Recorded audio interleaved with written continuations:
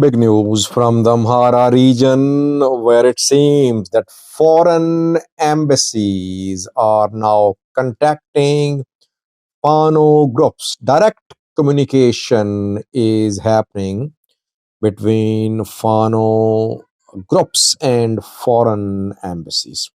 Welcome to my views and news. Thanks for watching the channel. Good to be with you. Ethiopian government, federal government, and Amhara regional government claim that they're in control of the Amhara region, that over 90% of Amhara region is under government control. Fano fighters are on the run. They have no significant control of any major territories in the region, but the security situation in the region indicates that government's claims are highly exaggerated. A letter is in circulation issued by British Embassy in Ethiopia. Uh, Two developments I want to share with you. Both are related to lack of government's control of the Amhara region. Firstly, a letter is in circulation written by British Embassy in Ethiopia. The letter is not addressed to Fano. It's titled "To Whom It May Concern." But reportedly, the letter was sent to Fano fighters. What happened? A British citizen was detained by Fano fighters reportedly. Dale Calkid is the name of the British citizen. Uh, he was detained while on his way from Bahirda to Addis Ababa. He said that he was a British national. Fano fighters demanded a verification. They said, how can they believe that the man in custody is a British citizen? British Embassy in Ethiopia wrote a letter with the title, "To Whom It May Concern." The embassy stated that Dale Calkid is a British citizen. He was born in the UK in 1968, and he is an employee of ALS Worldwide Limited, a company registered in the United Kingdom.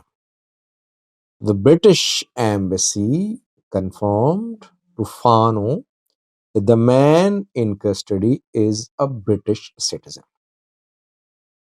The British Embassy contacted government authorities, asking the government to secure the release of the man.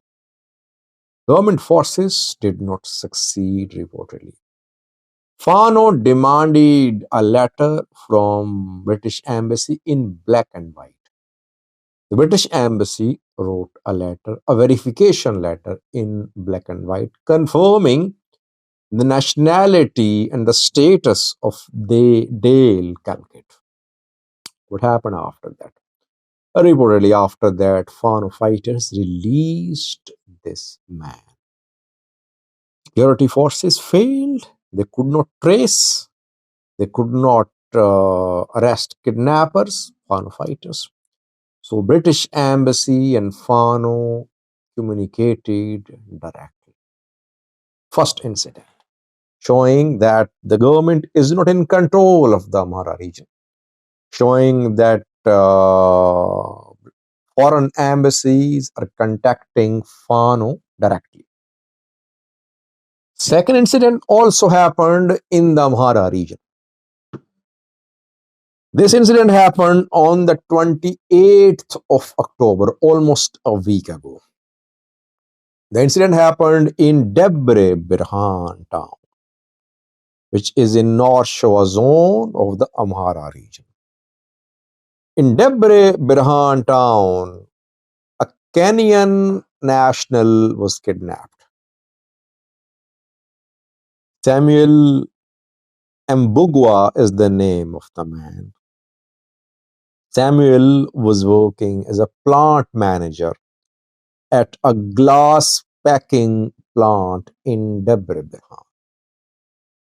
The attackers stormed the glass packing plant, and from the plant, from the office, this man was kidnapped. Ransom was demanded. 3 million Kenyan shillings ransom was demanded, around 20,000 US dollars. The Kenyan authorities contacted Ethiopian authorities for the release of the Kenyan national. Ethiopian government, Ethiopian forces tried to secure the release of the man, but they could not. Then negotiations started. The kidnappers, as I said, demanded 3 million Kenyan shillings as ransom. Reportedly, the employer whose factory Samuel was employed at, he paid the ransom money, 3 million Kenyan shillings to the kidnappers. On Monday, 48 hours ago, Samuel Mbugua was released after the kidnappers received ransom money.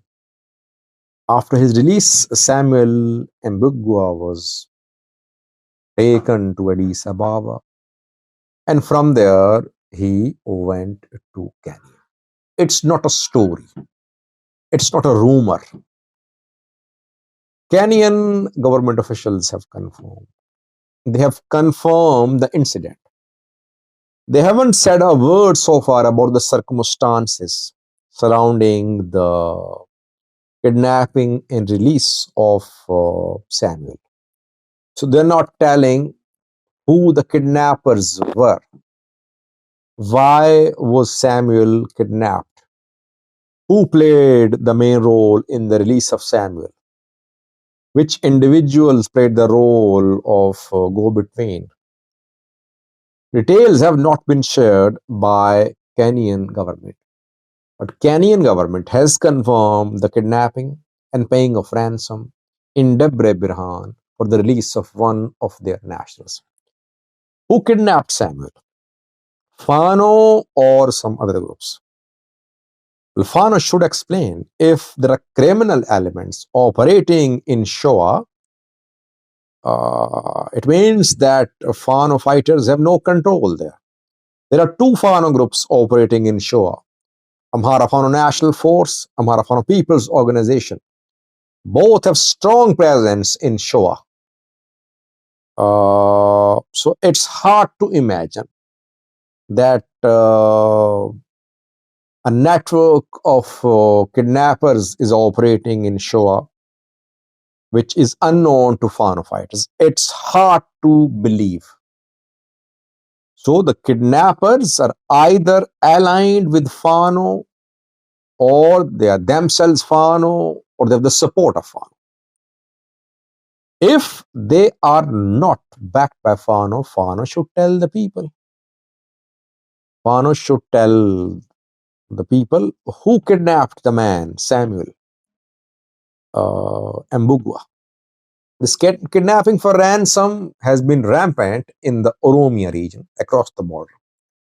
It seems that now we're seeing similar kidnapping for ransom incidents in Amhara too. In Oromia, we know that it's not that just armed groups are involved there.